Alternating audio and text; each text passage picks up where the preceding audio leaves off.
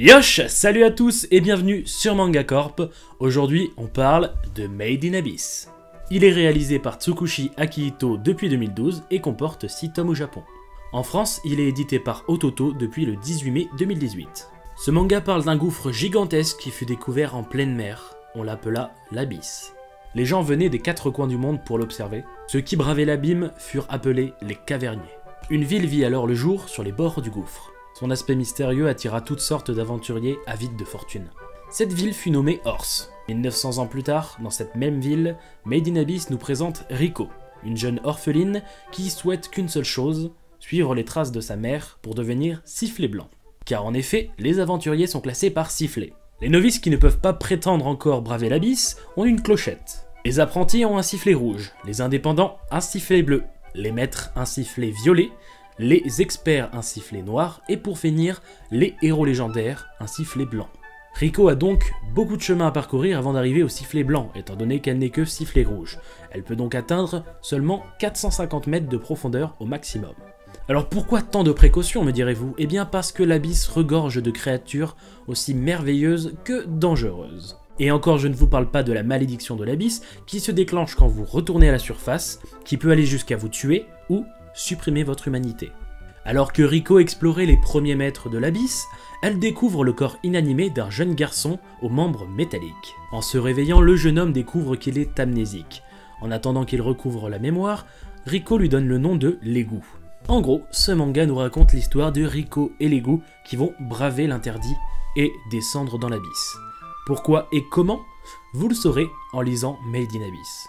Pour ma part, j'ai découvert Made in Abyss en animé quand il est sorti l'année dernière sur Wakanim. Ça m'a fait grande impression et je pense que je ne suis pas le seul, alors voir une sortie française en manga, ça fait très plaisir.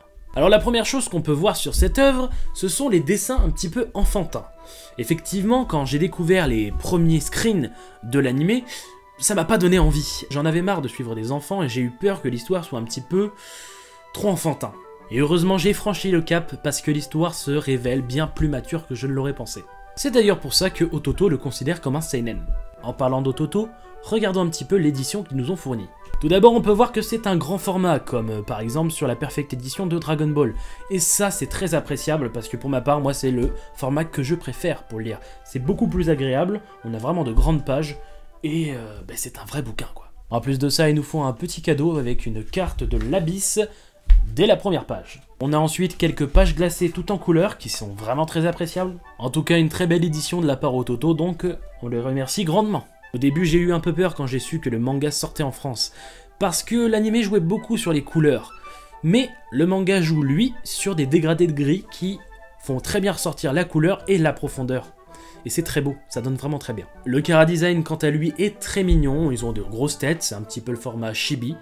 Ça peut repousser certains au premier abord, dont moi, mais on s'habitue très vite et ça colle très bien avec l'univers.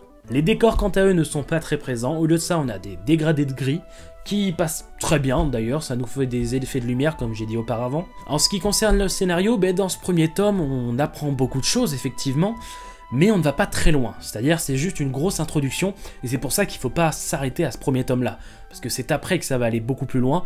Moi qui ai vu l'animé, je peux vous le dire, il y a du lourd qui arrive. J'aime beaucoup l'univers, il est très complet, en plus on nous explique énormément de mécaniques dans le manga, dans certaines pages. Ça me fait beaucoup penser à l'Attaque des Titans, parce que là aussi, les mécaniques étaient très bien expliquées, comment ils se déplaçaient, comment ils attaquaient les titans, etc. Et bien là dans Made in Abyss c'est pareil, c'est quels outils ils utilisent, quels artefacts ils ont trouvés pour s'en sortir dans l'abysse, enfin vous verrez bien. À lui seul, l'abysse peut être considéré comme un univers propre, car en effet il comporte plusieurs biomes selon à quelle profondeur on descend. On a par exemple la forêt inversée qui, comme son nom l'indique, inverse toute la végétation ainsi que les nuages qui sont en bas.